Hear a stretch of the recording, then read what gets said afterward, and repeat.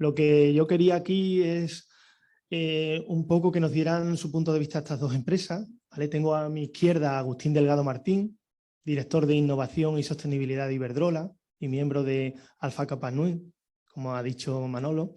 Es doctor ingeniero industrial por la Escuela Superior de Ingenieros Industriales de la Universidad Pontificia de Comillas, ICAI, y la Universidad Nacional de Educación a Distancia. Es profesional con más de 20 años de experiencia, comenzó su carrera en diferentes empresas de los sectores ferroviarios y energéticos y en 2006 se unió a Iberdrola como director de Innovación y Sostenibilidad, donde además también es responsable del programa de Capital Riesgo Perseo, uno de los principales, el que lleva Iberdrola. Ha sido consejero de varias compañías y fondos tecnológicos, entre las que destaca Gamesa o el fondo Neotec. También es miembro destacado del Foro Económico Mundial, Foro de Davos, donde es uno de los miembros en su Consejo Mundial de Expertos de Tecnologías Energéticas y del Centro de Energía de Baja en Carbono en el MIT. A mi derecha, por su parte, tengo a Rafael Esteves Reboredo, Head of Industrial Sector en Telefónica Tech. Es ingeniero industrial eléctrico por la Universidad Politécnica de Madrid y ha desarrollado toda su carrera juntando dos conceptos, digitalización y energía. Inicialmente apoyando a utilities y a empresas del sector energético a implementar modelos para explotar y mejorar su negocio a través de los datos existentes y ahora en Telefónica ayudando a las compañías del sector a dar el siguiente paso en esta nueva revolución tecnológica que estamos abordando. Como sabéis, el Green Deal se basa y la Unión Europea prácticamente ha marcado estos dos objetivos, que es, bueno, en la energía prácticamente ahora está muy candente, mejor no hablar vamos a hablar de transición energética, no de otras cosas, y también la digitalización. A mí me pareció interesante ver cómo dos compañías pioneras que tienen contratados muchos ingenieros, pues enfocan este tema. Pues si te parece voy a poner tu presentación y te paso el teclado. Un momentito.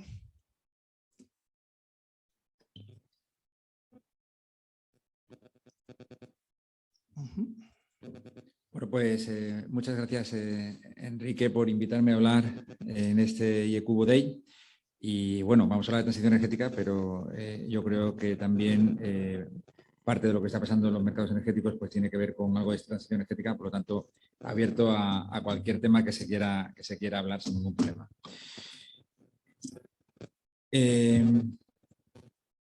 Como estamos en el IECubo, yo he traído una presentación más ligada y a lo mejor algunos... Tengo aquí puesto el cronómetro para no pasarme. Perfecto.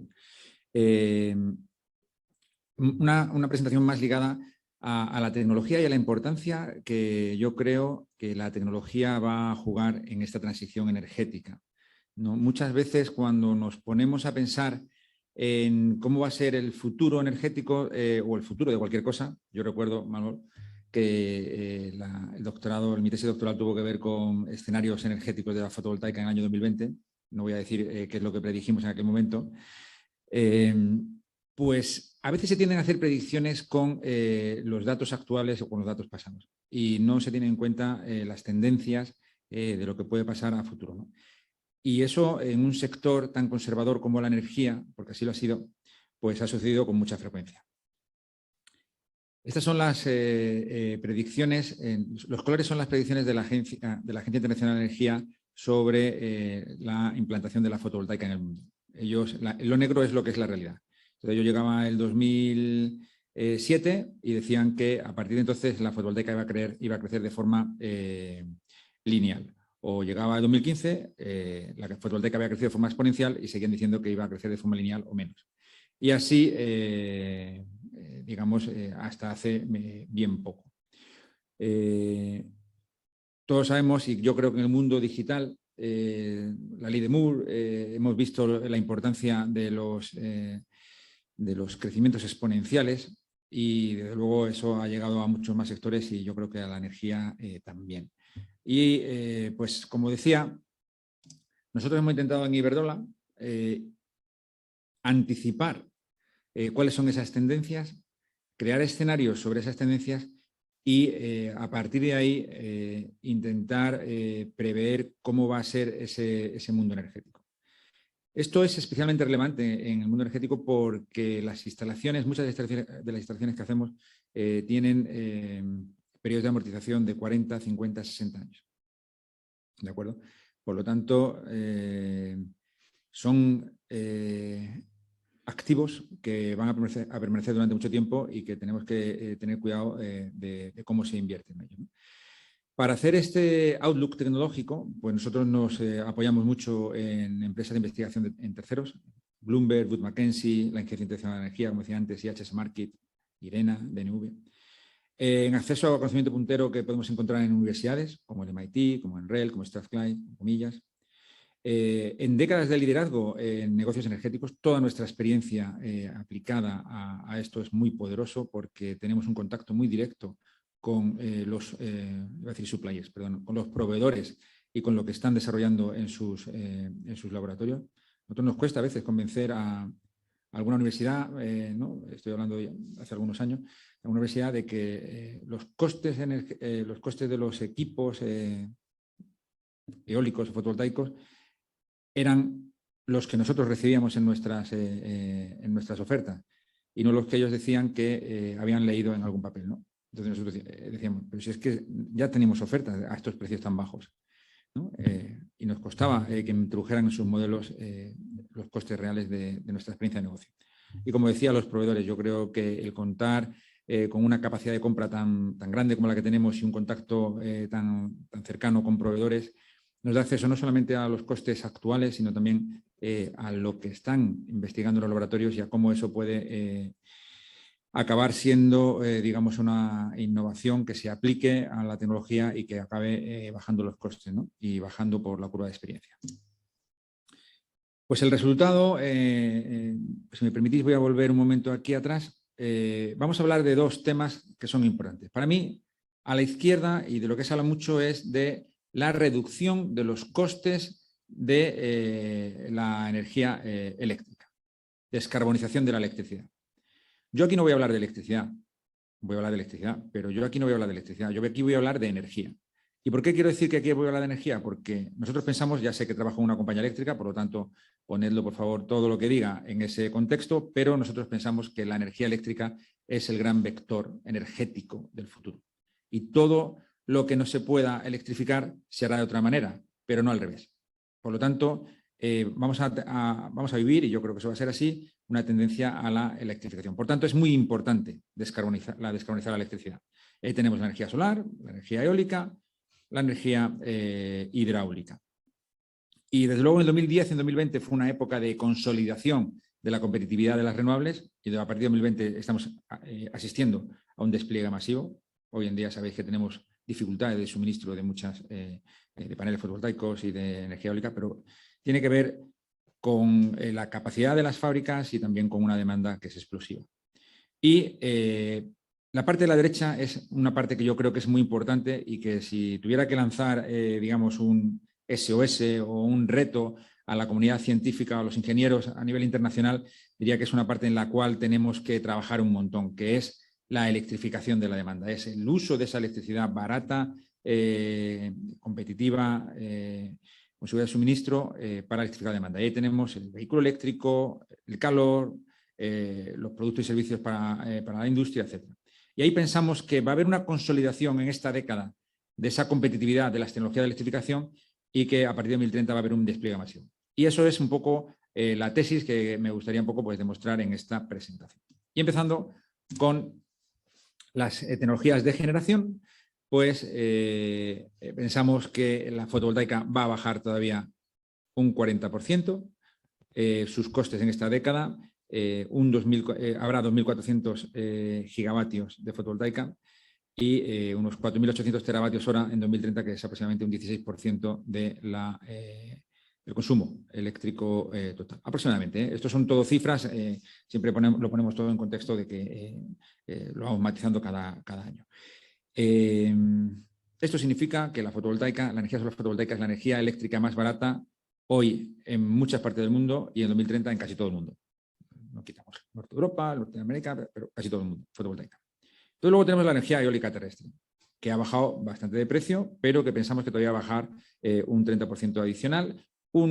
Ahora comentaré un poquito, un incremento de los tamaños de las máquinas y del diámetro de los rotos va a reducir el coste de la energía, el LCOE, lo que se llama el LCOE, y que de nuevo pues, verá crecimientos por 3 en el mundo, 1.700 gigavatios más o menos, otro 15-20% de energía eólica terrestre. La marina está creciendo mucho, aunque todavía en términos, digamos, absolutos no es significativa.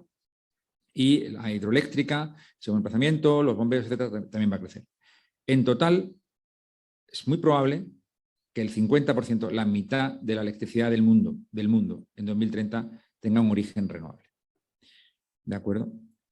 Y, como decía antes, la energía eléctrica más barata posiblemente en el mundo será la fotovoltaica y la segunda energía eléctrica más barata en el mundo será la energía eólica. Aunque es curioso que la eólica será la energía más barata durante el mayor número de horas, ¿vale? Porque se produce durante mayor número de horas que la fotovoltaica.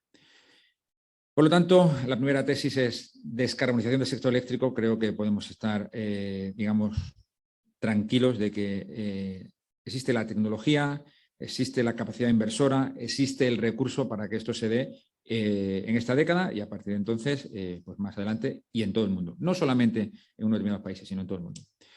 No me voy a entretener en esto porque creo que si no me comería mucho tiempo, pero esto no se basa en predicciones de cualquier manera, sino que hay mucha tecnología en toda la cadena de valor que, digamos, apoyan estas tesis.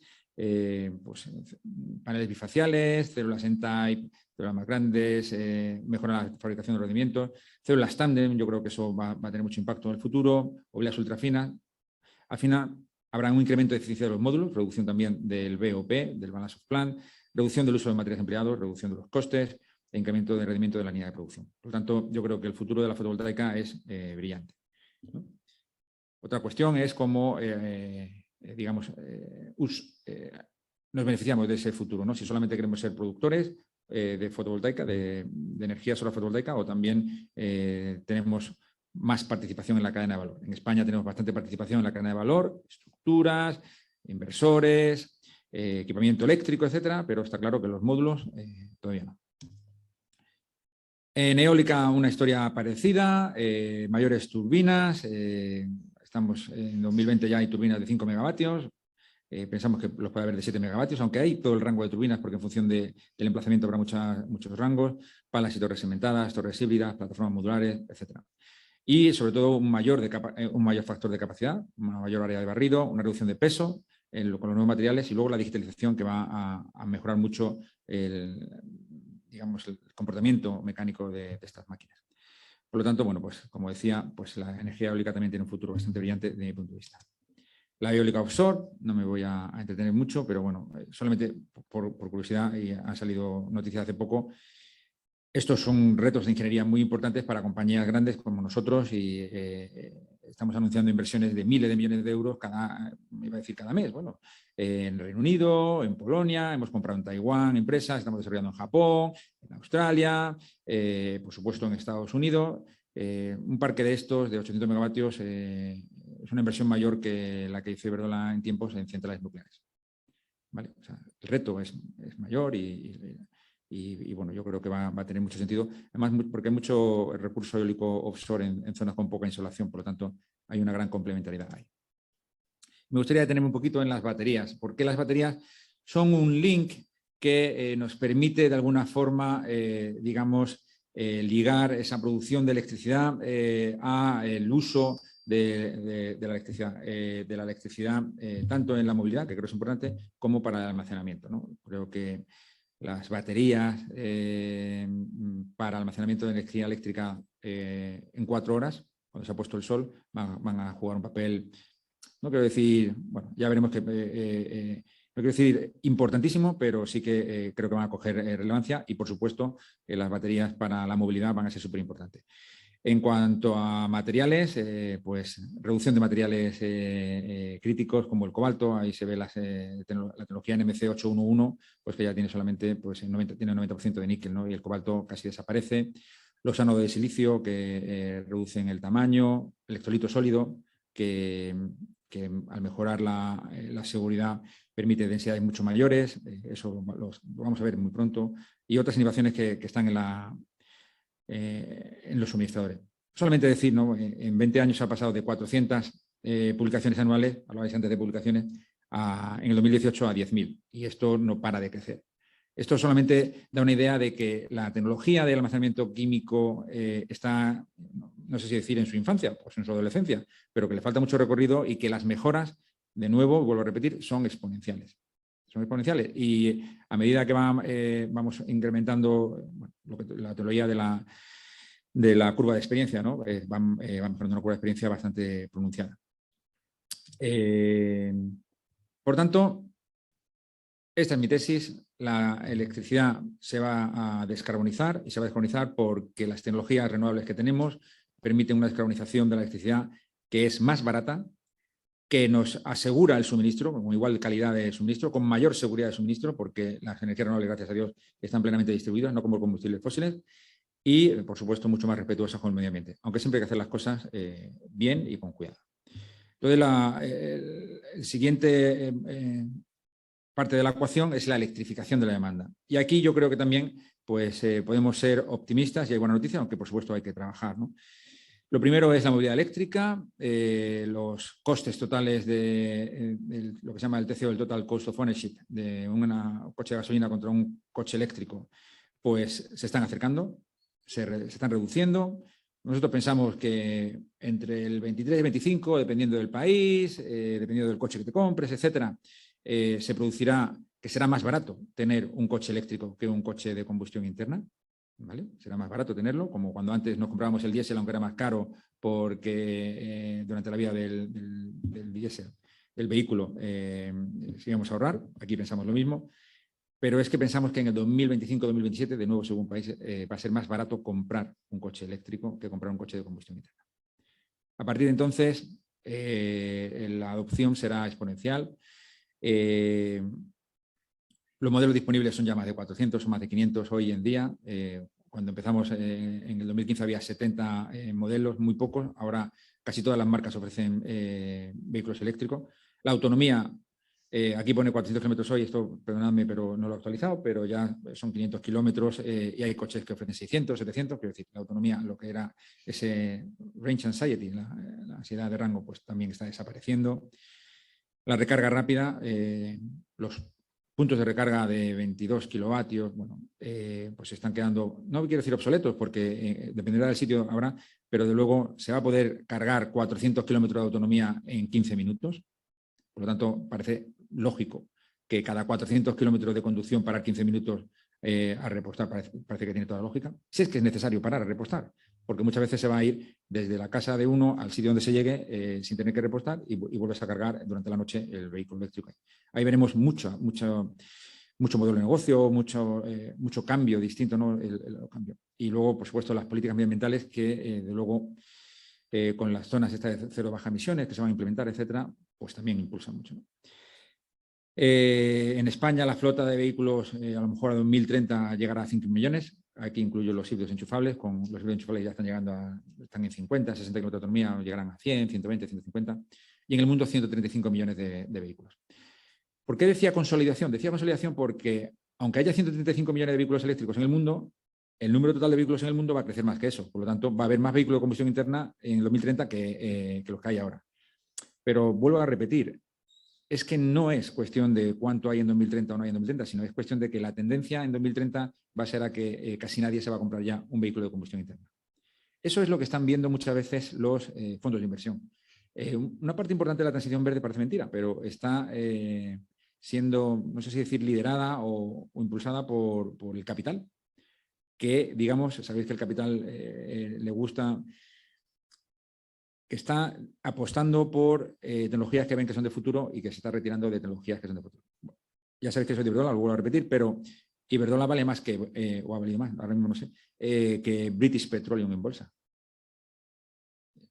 Pero bueno, es que las compañías eléctricas, la mayoría de ellas valen más que las compañías petroleras, ¿vale? Y eso es porque es un poco para que sintáis que la tecnología se percibe, que la tecnología, que todo este mundo va a cambiar, ¿no? Por tanto, la transición no es un mero deseo, sino que es una realidad tangible y tan tangible que los fondos de inversión, etcétera, pues están apostando por ello a lo bestia. La bomba de calor, creo que es otra de las... ya voy a terminar, Enrique, perdón. La bomba de calor creo que es la tecnología que es razonable que se utilice para producir calor, extrae calor del exterior para meterlo al interior con eficiencias que se llaman COPs de 3, 4, nuevos refrigerantes que están mejorando, reducciones de coste, porque la bomba de calor, bueno, todavía le queda mucho para mejorar en sus métodos de producción. Y, por supuesto, también mejoras de confort para los usuarios, incrementos de temperatura, de impulsión, del agua de impulsión. Ante la bomba de calor, pues no sé, creo que por aquí tenemos bomba de calor aire-aire, pero ahora mismo se está poniendo en las casas lo que se llama aerotermia, que es bomba de calor aire-agua. Yo lo tengo en casa, fantástico. Entonces son... bueno, creo que los refrigerantes avanzados, la fabricación de equipos, el almacenamiento térmico, otro reto que creo que es muy interesante, cómo se puede almacenar térmicamente. Ahora mismo almacenamos térmicamente en el agua, que no está mal, pero materiales de cambio de fase, etcétera, creo que pueden ser muy interesantes como reto tecnológico para introducir la bomba de calor en reformas, ¿no? Y bueno, pues ya en muchos sitios, por ejemplo, hay 1 millón de viviendas en España que tienen suelo radiante con caldera de gas. Pues es que ahí se puede poner la bomba de calor directamente con beneficios para el cliente. De hecho, yo creo que los fondos de recuperación van a ayudar a que se produzca una transformación importante de este tipo. Y hay un tema que incluso me preocupa, ¿no? Y es que es posible que la tecnología y el capital esté antes que la capacidad del mercado laboral y de empresas de dar soluciones a los clientes cuando las soliciten. Y ahí lo dejo porque creo que desde el punto de vista de la formación es un tema muy interesante. Y luego el autoconsumo, bueno, aquí voy a decir solamente que en muchos sitios es rentable contra la actual tarifa. Pensamos que va a haber 10.000, 15.000 megavatios de autoconsumo en España, que es una barbaridad. Aún así, todavía harían falta otros 35.000 megavatios de fotovoltaica en España, según el Plan Integrado de Energía y Clima, y se lo va a poner pues, casi todo el mundo. En el comercial, de luego, el 90% ya pensamos que se lo va a poner porque le va a salir a cuenta. Y luego todo esto, digamos, se va a integrar con sistemas inteligentes. Esto quizás se lo voy a dejar más a mi compañero, porque hay una clara sinergia entre cómo se utiliza esta energía, cuándo se demanda la potencia, qué cargas se pueden diferir, cuánto se puede almacenar, y pensamos que aquí también la digitalización va a ayudar mucho. Nosotros estamos desarrollando productos en este sentido y, bueno, hay más compañías, ¿no? Y ya termino con esto. No nos vamos a parar, no se va a parar aquí toda esta revolución. Cuando he visto que he estado hablando sobre energía y todavía no he dicho la palabra hidrógeno, no está mal, pues el hidrógeno surgió como necesidad para atender a aquellos sectores que no se pueden electrificar. Pero es que cada vez se ve en visiones distintas, que según vamos avanzando, que se pueden electrificar más sectores, ¿no? Entonces nosotros pensamos que, por ejemplo, los camiones de 40 toneladas van a ser eléctricos con batería, pero no es que lo piensen yo, es que lo dice Traton, que es la empresa del grupo Volkswagen que hace los camiones de Scania. O que posiblemente haya alguna parte del sector industrial, el acero, los fertilizantes, que se puedan electrificar, o que se puedan electrificar también industrias de baja temperatura. Por lo tanto, el reto no se queda solamente en los coches o en la bomba de calor, etcétera, sino que a nivel industrial creo que también hay muchas oportunidades y mucha necesidad de ingeniería y de tecnología para poder hacer realidad estos retos. Y aquí está.